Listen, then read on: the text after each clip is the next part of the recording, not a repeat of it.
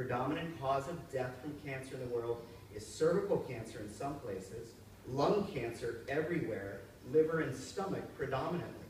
That's the death. Those are the cancers that kill. And I'm sorry, I don't mean to bring you down on a beautiful Friday morning, but let me also point out, let's talk about the cancers that we get and survive. So everyone in this room is growing up or living in an affluent society. So you get the risks of being in that group. And that's breast cancer, colon cancer, prostate cancer, and lung cancer. So the first proactive stance you can take to prevent cancer is not use cigarettes. That's crazy. If you're smoking in today's day and age, that to me, that's a sign that says, I have bad judgment. I will judge you. It's not a good thing. So we can dismiss with the smoking component and the obvious problem there. But it's considered by the American Cancer Society that 70% of all cancers in the world are preventable. Yeah, 7 out of 10 we can prevent. So 21% of all cancers are attributed to tobacco use in the world. Get rid of it. Second, 20% of all cancers in the world are associated with infection. Infection. You vaccinating your sons and daughters against human papillomavirus? Because HPV is the #1 cause of cervical cancer. And HPV causes anal cancer, and head and neck cancer, and oropharyngeal cancer. And you know what? We can vaccinate all those girls all day long. But if we don't vaccinate the boys, we really miss the boat. Okay? Hepatitis B causes untold numbers of deaths from liver cancer around the world. A bacteria in our stomach called Heliobacter pylori causes 475,000 cases of stomach cancer in the world. And there are a few others that cause less common cancers. But infections are 20%. That's 41% smoking and infections right there. Then we get to lifestyle disease. What you do has a direct impact on your health, period.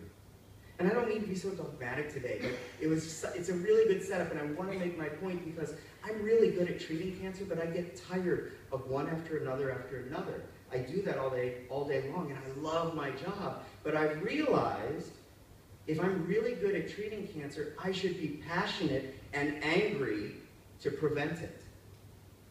Because why should I spend $8 million finding a new drug to cure 2 or 4 or 10% of one disease when I can convince everyone in this room to stop everyone they know from smoking?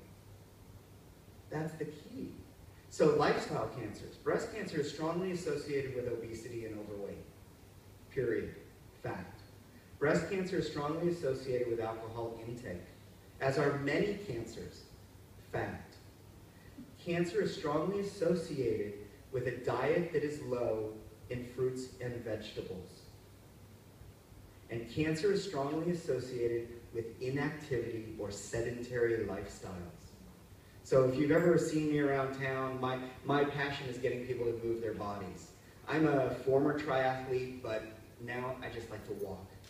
Walking saves lives. 10,000 steps a day will reduce your risk of first heart attack by 90%, reduce stroke by 70%, diabetes by 50%, and certain lifestyle cancers like breast, prostate, and colon, 33 to 70% just by walking 10,000 steps a day. So lifestyle makes a huge difference. And I learned this from my patients because I was at a breast cancer support group meeting once, and a woman who was recently diagnosed was telling her tale to everyone, and everyone's listening and helping. And she literally looks up to the sky and says, "God, why me?" To which a senior member of the group looked at her and said, "Why not? What did you do to protect yourself?"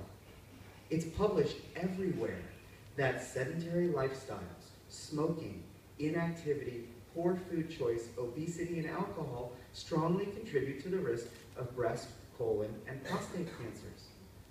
So it's not that we're not all Angelina Jolies. We're mom and auntie and grandma, and everyone had breast cancer. And it's a genetic form like a lightning strike. That's only a few percent of the cancers. Most of them today, what we choose to do, the life we lead, plays a direct role in our health. So that's the message that I would give. And I would add one piece. Do I have another 2 minutes? Or? pull away? 2 minutes?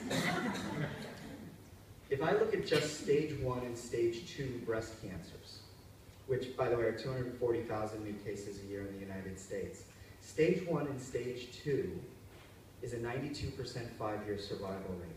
Call that the cure rate. So the real catch now is that I've got all of those women 5 years later who are worried that every time they cough, their cancers come back. So the process of cancer treatment is the week of terror of not knowing how much or how aggressive, followed by the recipe for treatment, which is going to give you a cure more often than not, followed by 10 years of post-traumatic stress disorder, where you don't trust low back pain for being just low back pain. You think that your cancers come back. And so, how do I fix all this? Don't get sick in the first place. Take control of your body, take control of your life, take control of the foods you eat and the activities you do. It's just like you said, there is a plan, but you have to plan ahead. And I have the benefit of seeing people who've been, quote, broken in some way or scared or touched. I'm preaching to the reformed, but I've taken that story on the road. I've taken that to people who don't have cancer, to the brothers and sisters, children and parents of my patients, so that we can just stop this before it ever happens. So with that somewhat somber note, I thank you again for letting me be here today.